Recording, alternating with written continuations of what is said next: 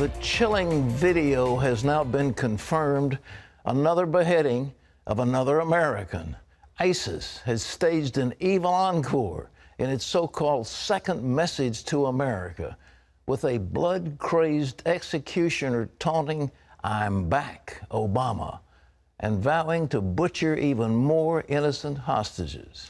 The president promised to, quote, degrade and destroy ISIS, but the world is waiting for actions, not just words from the president. Charlene Aaron has the story.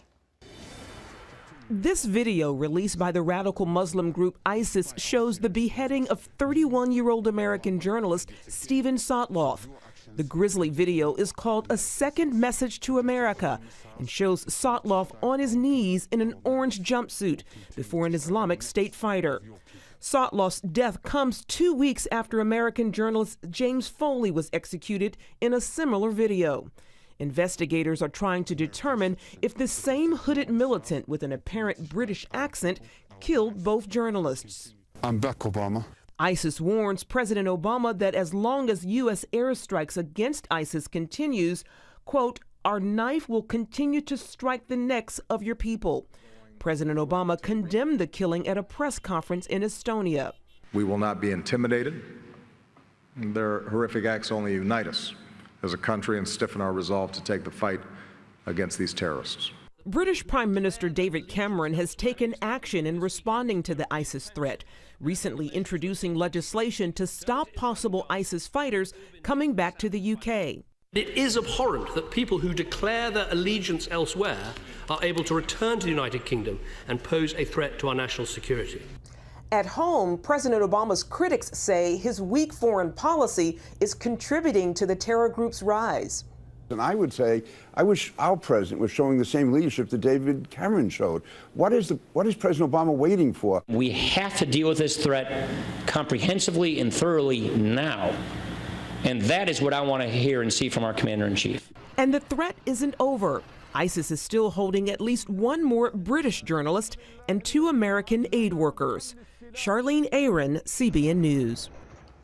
You know, ladies and gentlemen, in 1904, in the country of Morocco, there was a night invasion of a home, and an American Greek citizen was taken captive by a bandit called Rassouli. When our president, Theodore Roosevelt, said that, he uttered the famous remark that lives down through the decades: Petikaris alive or Rassouli dead. No fooling around, no coalition of the willing, no, we're going to study it. Either this man comes out of there alive or we're going to kill you, period. And we need something like that now. These people are vicious. They're like rabid dogs.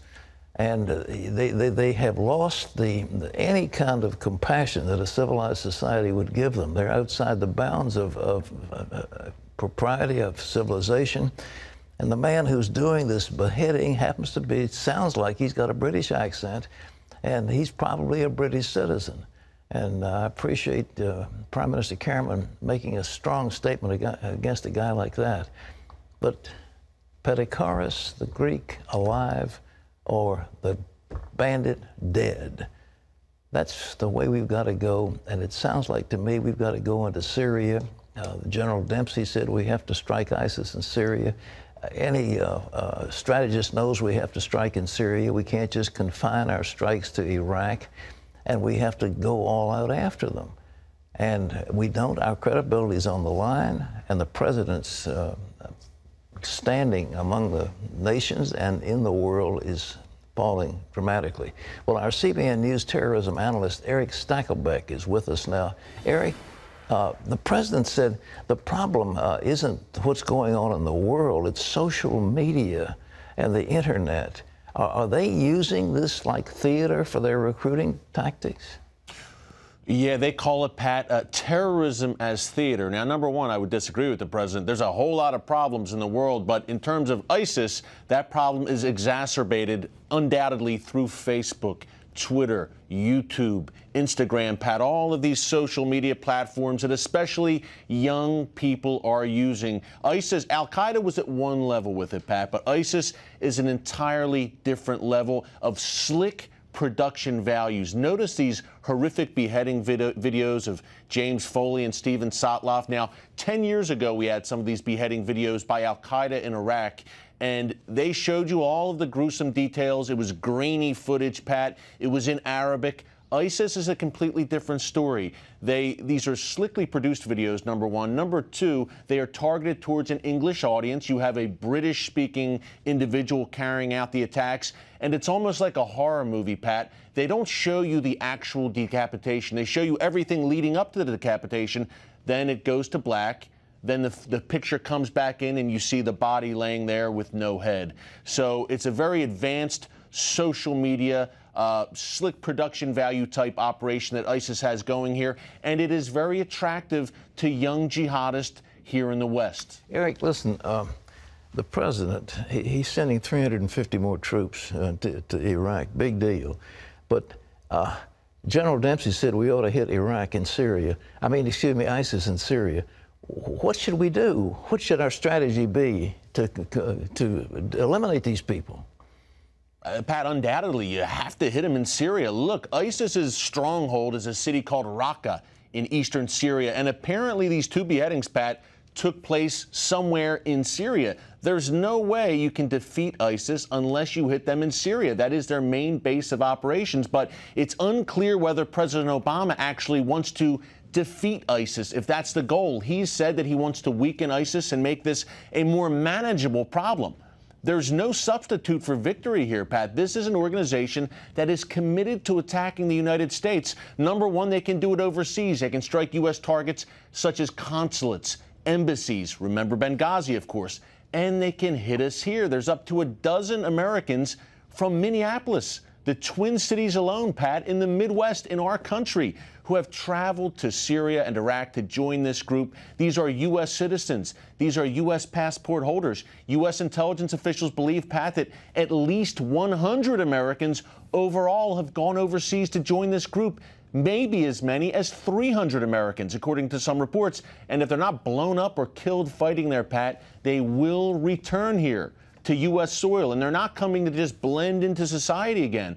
They're going to return here as part of an ISIS cell. And might I remind everyone of our porous southern border that is virtually unguarded, Pat, which ISIS also can use to enter this country. That's why every American watching right now needs to care about what's going on in Iraq and Syria. Eric, I also saw in the news today that Obama said, well, we're going to lead from behind in Libya, and he advocated the downfall of Muammar Gaddafi, but he's now done nothing, and that has now become a terrorist haven. And I understand the terrorists have taken over the airport at Tripoli, and they have captured 12 airliners, which they could use like in a 9/11. Could you amplify that? Pat, this is a doomsday scenario. Number one, look, Libya was supposed to be a great foreign policy victory for this administration. Well, it's turned into, as you said, a failed state. It's a terrorist safe haven, and jihadists, Islamic jihadists, have seized that airport in Tripoli. Now, apparently, at least a dozen airliners, commercial airliners, Pat, have gone missing. Where they are, we have no idea. But what I can tell you is if they're in the hands of the wrong people, what they can be used for. These can be used for mass attacks. Remember 9/11. Obviously, we have the 9/11 anniversary fast approaching. Remember how airliners were used on that day. There's so many options when you have an airplane. This is still the holy grail for Al-Qaeda, ISIS, all these Islamic terror groups, using airplanes. Number one, the destruction you can cause. Just look at the Twin Towers. Number two, the psychological damage. And number three, the economic damage. You can really ruin the airline industry. Now, if these jihadists have 11, 12 commercial airliners in their possession, this is a real doomsday scenario. And you see Europe right across the Mediterranean from Libya. So we have a lot of nasty, nasty scenarios if indeed these airplanes have fallen into the wrong hands. Well, they could load it up with fighters and say we're a commercial airliner coming in, and they get clearance into de Gaulle, or clearance into Heathrow, or clearance into Kennedy, and they'd come in, and suddenly these people are disgorged and begin to fire. It's terrible to even contemplate. It is, Pat, absolutely, and that's what I'm afraid of at the end of the day. Really, I'm afraid of a Mumbai-style attack. If you remember back in late 2008, we had in the city of Mumbai in India just 10 terrorists, well armed with backpack bombs and automatic weapons, fanned out across one of the largest cities in the world, caused major destruction, shut that entire city down. Picture that same scenario here in the West. Picture, as you said, Pat, several well-armed fighters getting off a commercial airliner in an airport. Picture in a major city like London, New York City, 10 well-armed, well-trained terrorists willing to fight to the death, fanning out across the city, maybe on the subways. It's a real nightmare scenario. I know U.S. intelligence officials have been very, very concerned about that Mumbai-style attack for several years now. And look, if ISIS has fighters on the ground here in the United States, if they have fighters on the ground in Western Europe, this is a very plausible scenario, I hate to say. Last question. What about the president? What can we do? I mean, he's holding back. I understand that Dempsey said what he said, Chuck Hagel said what he said, and then Obama has ratcheted their statements back. Yeah. Pat, I can't quite figure this president's foreign policy out, and particularly with ISIS, which is clearly such an imminent threat. They're not only threatening America verbally, they're beheading Americans, and they are here. U.S. citizens have gone to fight with this group, and they will return. To me, it's better to smash them now. Just cut this off now before it gets completely out of control. Some would say it's already out of control, that they're forming a caliphate in the heart of the Middle East. But President Obama knew about the rise of ISIS, Pat, for years.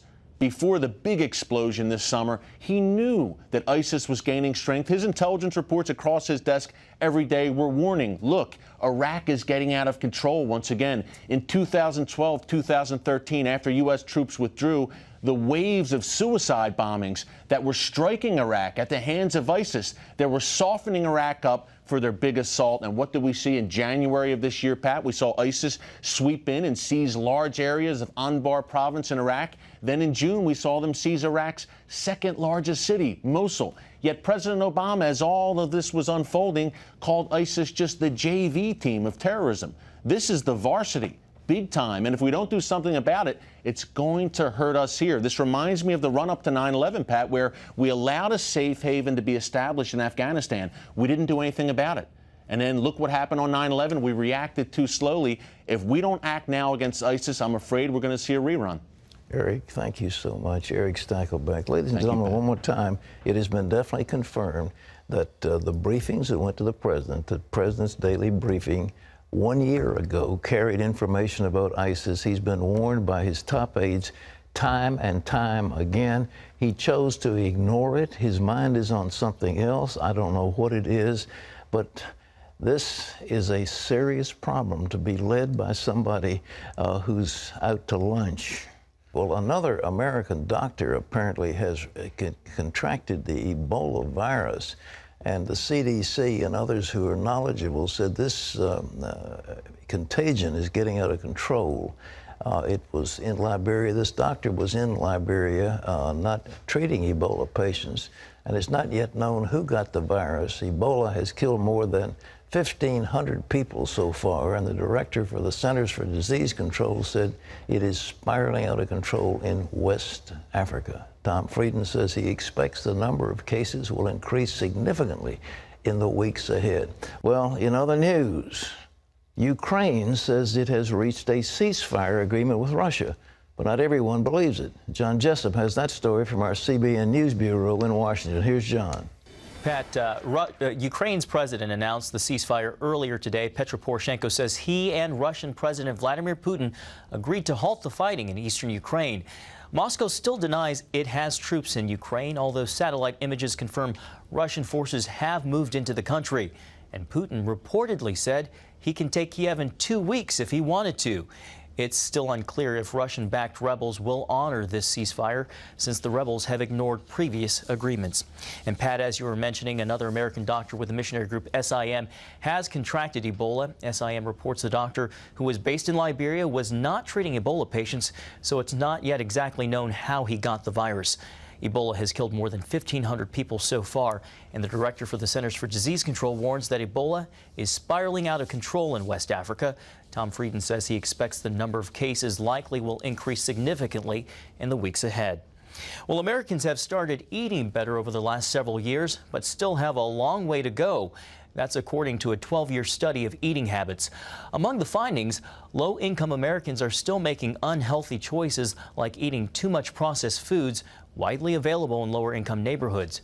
The government recommends that people eat less trans fats, sodium, processed foods, and added sugars, and it encourages people to eat diets high in whole grains, vegetables, and fruits. And Pat, bottom line, the study confirms that nearly the entire U.S. population isn't meeting the federal dietary recommendations.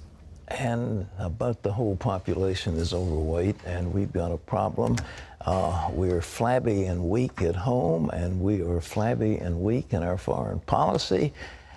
It's time this great nation throw off its shackles and begin to stand up in the role that God has given it. This is a city set on a hill. This is a shining light to the nations of the world. And those who founded this nation viewed it as a place of hope. Now it's a place known for pornography, known for corruption, now known for overeating, and known for a very, very weak foreign policy. CVS drugstores are stopping tobacco sales 1 month earlier than planned. Back in February, the pharmacy chain announced it would stop selling tobacco products by October 1st, but was ready early, so it moved up its quit date sooner. The company is replacing cigars and cigarettes with nicotine gum and other products that help people kick the habit. CVS said it could no longer sell tobacco in a setting where health care is delivered. It said it was just too hard to justify when trying to team up with hospitals and doctors to help with patient care. Home Depot may be the latest retailer to suffer a major credit card data breach. The popular home improvement store is working with banks and law enforcement to investigate unusual activity that could indicate someone hacked into its system. Several retailers have had their security walls breached in recent months, including Target and others. Home Depot says it will notify customers immediately if it finds out its system was compromised. Well, you can always get the latest from CBN News by going to our website at cbnnews.com.